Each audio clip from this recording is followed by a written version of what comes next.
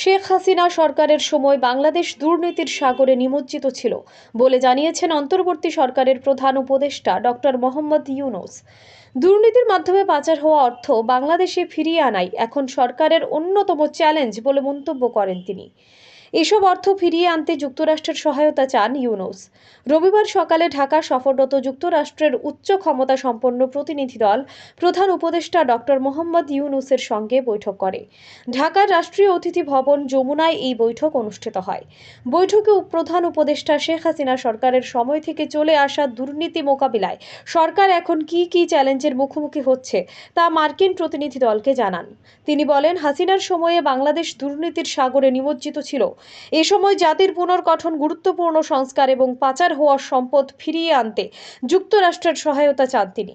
মার্কিন যুক্তরাষ্ট্রের দক্ষিণ ও মধ্য এশিয়ার বিষয়ক assistant secretary Donald Lu, assistant secretary Brendan Lynch, সহকারী বাণিজ্য প্রতিনিধি অঞ্জলি কৌর, উপসহকারী প্রশাসক এবং মার্কিন ট্রেজারি বিভাগের পরিচালক জেরোড ম্যাসন বৈঠকে যুক্তরাষ্ট্রের প্রতিনিধিত্ব করেন।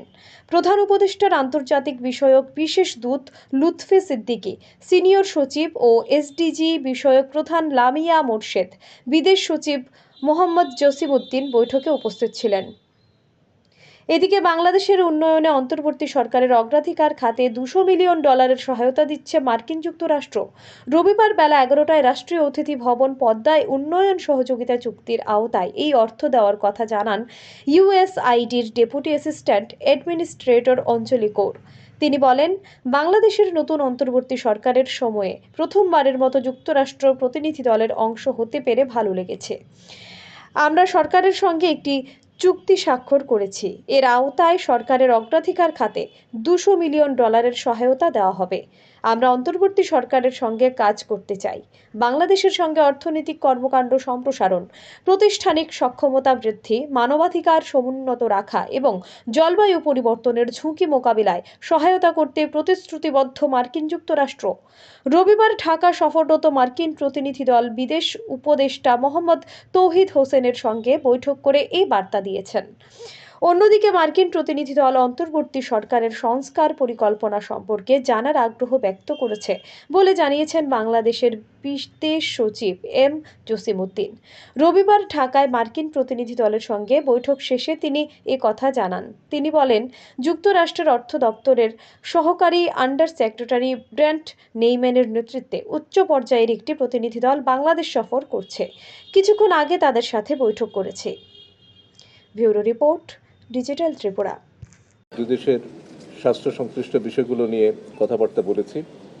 ছাত্র জনতার চরম আত্মত্যাগের মধ্য দিয়ে অর্জিত এই নতুন বাংলাদেশের সূচিত বৈপ্লবিক সরকারের পক্ষ থেকে অন্তর্বর্তীকালীন সরকারের সঙ্গে কাজ করে যাওয়ার অঙ্গীকার তারা পুনর্ব্যক্ত করেছেন।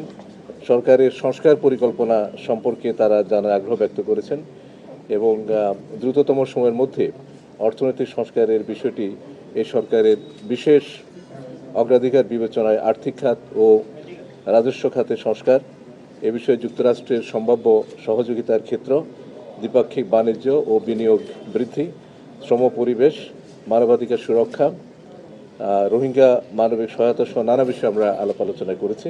এছাড়া অর্থনৈতিক সম্পর্ক বিভাগ এবং ইউএসএইডের মধ্যে বার্ষিক সহযোগিতা চুক্তিটিও আজকে স্বাক্ষরিত হয়েছে। এ ছিল সংক্ষেপে যে প্রতিনিধি দলটি যুক্তরাষ্ট্র থেকে এসছে তাদের সাথে আমাদের প্রধান উপদেষ্টা, অর্থ এবং বাণিজ্য উপদেষ্টা, পররাষ্ট্র উপদেষ্টা এবং আমার সাথে একটু আগে যে বৈঠক ছিল তার সংক্ষেপে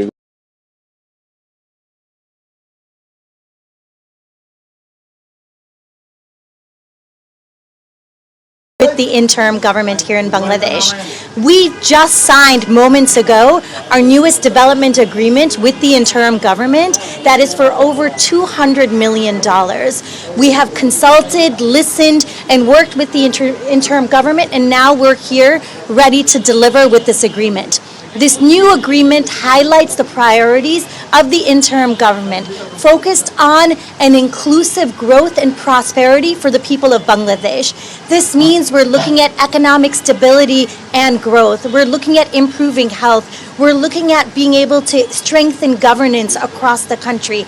We're looking at being able to empower youth and making sure that they have the opportunities to be able to grow and lead in this country.